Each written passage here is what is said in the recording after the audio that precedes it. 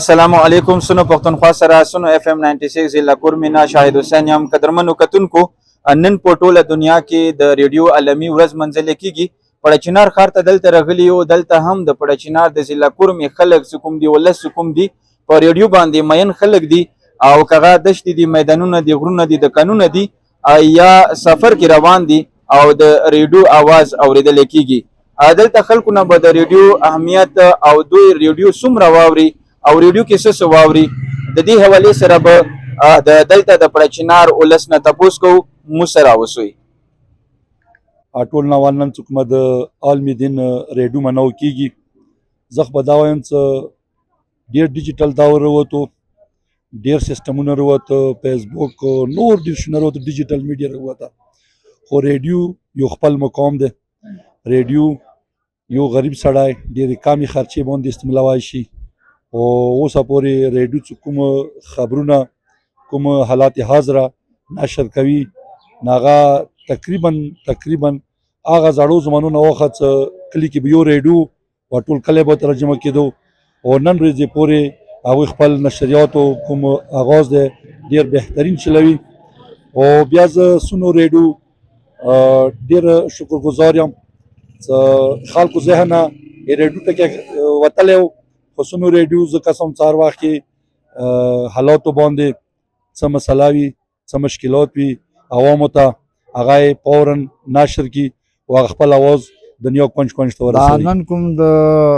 ریډیو عالمي نړیوال ورځ ده کورمي کې اف ام 96 کوم نمایندان دي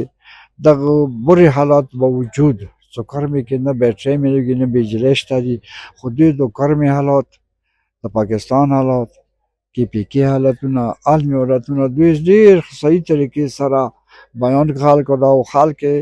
حالاتو نه خبر کړل دلته نن د ریډیو عالمي ورځ دی چې ټوله دنیا کې منو کوي نه د سیمو پر چینار کې کوم نماینده دي هغه د ورځ مو ښه طریقې سره منو کوو په ریډیو اهمیت لکه څنګه نن سبا خو موبایل زیات شوي دي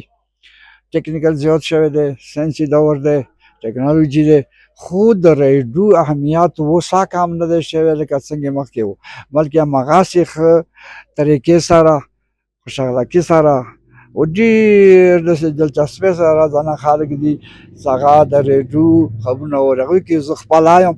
زه د هېڅ شي شوقي نه یم خو د ریډیو خبرو ډېر شوقي یم او زه ډېر وخت راسې نه د اف ام 96 ریډیو اورم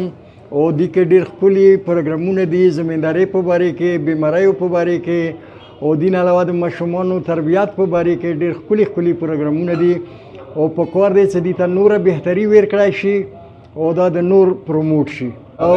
مخکې ریډیوان مو اورېدل ټي وي ورسره و ټي وي د اورم خو اوس ما هغه ټول پرېښلي دي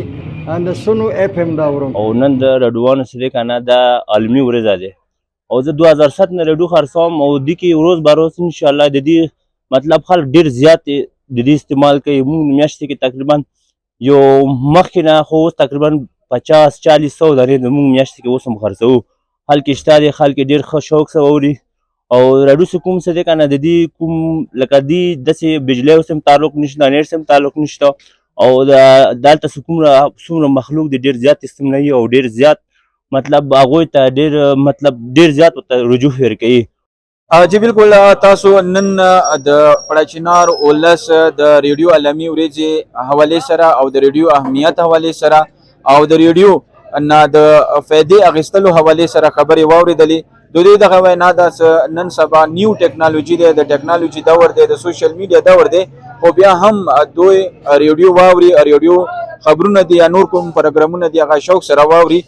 د دوی دغه وینا دی چې هر څومره وخت تیر شي او د ریډیو اهمیت نه کمیږي بلکې ورځ په ورځ د دې اهمیت زیاتیږي سنو پښتونخوا نه شاهد حسین د اجازت غواړي د الله پامان